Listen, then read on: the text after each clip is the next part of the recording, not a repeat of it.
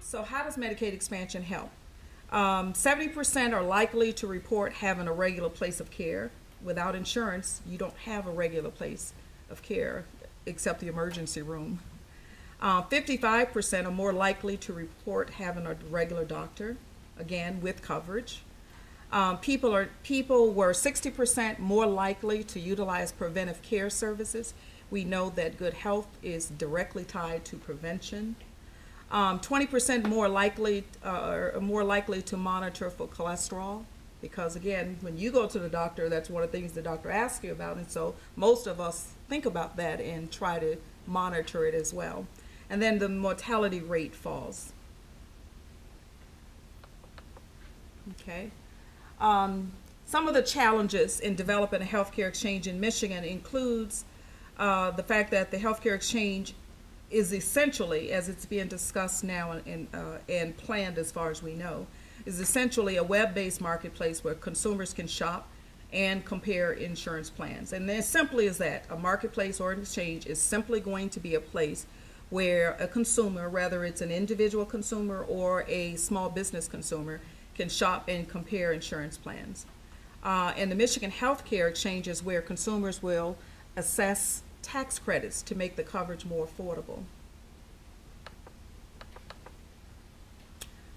In Michigan, the governor has declared that we will have a partnership exchange. Now what that means is that Michigan was one of the states that could have opted to have a state exchange, but instead decided that they would have nothing to do with Obamacare and delayed every possible decision that could be made in order for them to decide to be a state exchange. Up to the Supreme Court decision, they decided they wouldn't do anything with the exception of the Senate, which did pass a bill that we worked with them on to start the process, but the state legislature decided to block every single effort to develop an exchange of our own, one that's based on our need by people who know what our residents need. And so they delayed it until the Supreme Court decision. And then when the Supreme Court ruled in the right way, they decided to wait till after the election. And then it became too late to develop a state-based exchange for all practical purpose. So they've opted to be a partnership. And what that means is that the federal government will essentially have a federal government ran exchange in that first year at least. Now after the first year, the state will have another chance to decide to take it over themselves, and we're hoping, depending on how that goes, that they will actually do that. And there's lots of stuff that we want to wait and see first before we start pushing for that. So in this federally ran partnership, the federal government will select what is called at least two navigators. It could be more. Navigators are simply people or organizations that will assist consumers in selecting their plan that they are eligible for. And so the federal government will be in charge of the navigator component. The state of Michigan has opted to do two things. They've decided that they will be responsible for certifying and monitoring what is called the plan management component, and these are the insurers who want to participate within the exchange. The state of Michigan will work with them through the Office of Insurance and Finance to manage the health plans that goes into the exchange. And they will, in this first year, provide what is called in-person assisters program. And many of you probably have never heard of that. It's only been mentioned in some of the federal guidelines in the last several months, and not only the words, not much sentences until January 3rd, when some new guidelines came out to talk more about what that is, and I'll get into that in a minute. And so that's what the state of Michigan is going to do. They're going to have the in-person assistance program and oversee the plan management component in this first year. Federal government will be responsible for absolutely everything else, and there's a lot of absolutely everything else. Those plans that will plan to sell on the exchange will be assessed a 3.5% administrative fee to participate in the plan.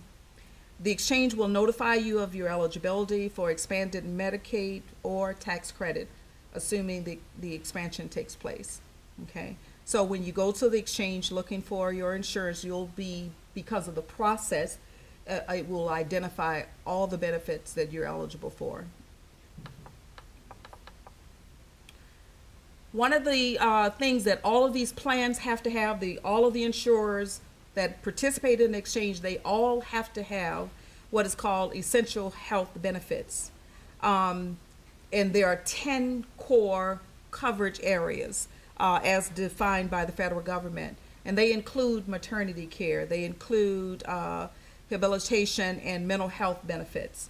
And the Medicaid population will have its own essential health benefit plan, but it still must include those 10 coverage areas.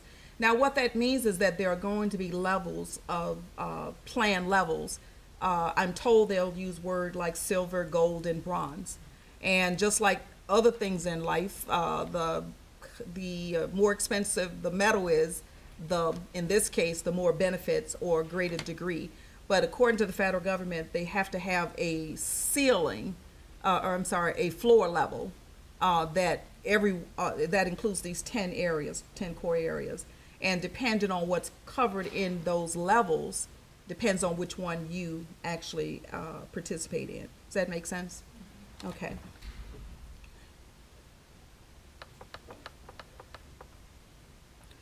So, how's it paid for? There will be multiple funding mechanisms that are built into the health care law. There are. It does not, and you see not is capitalized, does not add to the federal deficit. In fact, the Congressional Budget Office has researched and determined that $143 billion in savings in one decade alone will actually come from successful implementation of the Affordable Care Act. An example of some of the funding mechanism includes the $2,000 per employee fines for large businesses that decide not to offer insurance coverage to their employee. These are companies that are 50 plus employees and over. Higher taxes will be imposed on those earning more than $200,000 for individuals and $250,000 for a couple. Okay, so those are some just basic facts about the Affordable Care Act and the successful implementation of the Affordable Care Act. And notice I qualify implementation with successful, and that's where our work is today, is to ensure it. So when we talk about follow the movement, what do we talk about? There are two things I want to touch on, one more than the other. One is, one I believe the next speaker will talk about in details, but as women and men who have women in their lives, there's one area that we have to be very vigilant about is protecting reproductive access to reproductive health care. That's critical, and there are many components of that. Now, as part of the Affordable Care Act, we've gotten, as women, some benefits already last August. The benefits that included preventative care. We've gotten like mammograms and contraceptive, which is a huge thing, by the way, with contraceptive being a part of the benefits. And these services without co-pays. One of the biggest benefits we got in August 2012 was the protection against discriminatory health insurance practices, like charging women more for policy than men for essentially the same coverage. A lot of us didn't know that before, that we were being charged a higher rate as women, but that's something that came out of educating people about what some of the benefits are for the Affordable Care Act. One of the other biggest benefit, and none of these are bigger than others because when you need insurance, all of them are equally important, but one of the other benefits was the fact that insurers can no longer cancel our coverage when we get sick. I don't know if you or someone you know has been in there, but it was quite common to be canceled once you got sick, in spite of the years that you might have been paying for your coverage. So those are some of the benefits that we got last year. There were tons of others. One of the other ones I wanted to mention is the intimate partner violence counseling that we're now, all of us females, when you go and talk to your physician, you are covered for that service as well. And in fact, physicians can increase their income a little bit by having that talk with you, if they, or at least providing the opportunity to have that talk with you if they notice something kind of unusual when you're there for your checkup. Okay, but the thing I want to talk to you about more than anything is the need to get involvement when it comes to Medicaid expansion. Our state has, I don't know if anyone knows for sure exactly what they will do, but last week when the governor did his State of the State address, a lot of us, in fact, I was one of the people, I only listened because I thought he was going to mention the decision regarding the expansion of Medicaid, but if you listen, you know that didn't come anywhere near the subject. Now, what we've been told is that first, the governor said that it would increase the cost we couldn't afford, so they wouldn't go for it. But then research came out to show not only wouldn't it cost us anything, the state actually stands to save a couple of $100 million, the conservative estimate, $200 million by participating. And in fact, if we don't participate, if you want to think of it another way, if we're not participating, then we are subsidizing those states that do.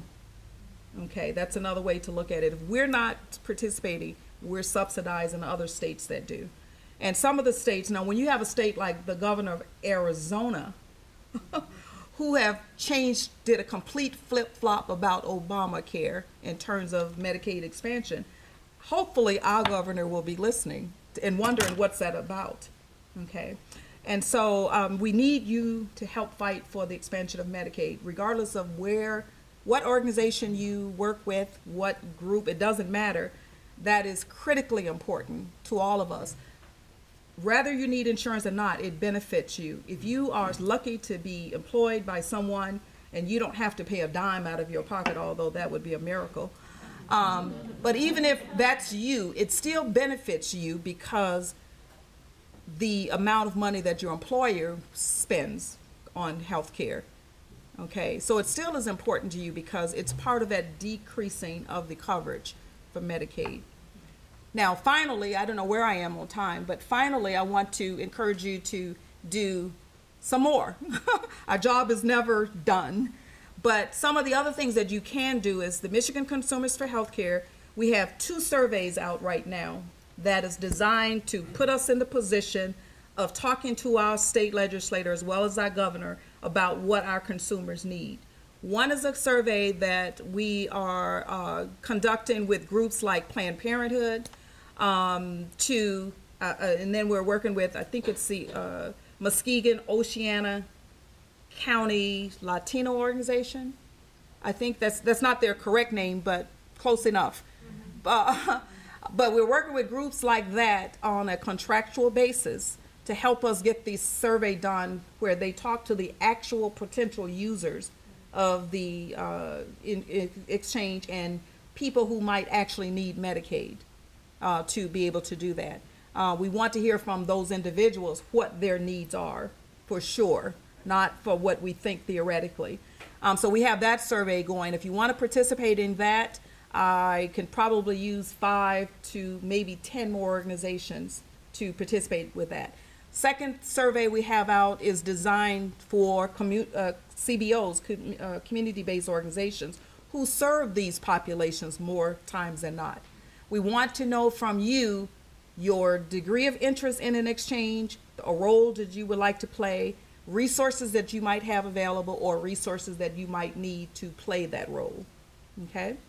And so those are 2. And then the third thing comes from those 2. If you participate in some of those, then we'll invite you to some roundtables to further define what the need is so that, again, when we talk to the legislator, or you talk to the legislator for that matter, you'll have real facts based on what consumers really need. And so That is where we are now, and that's what I would ask. The call to action is to get engaged in some of those ways, if not all of those ways.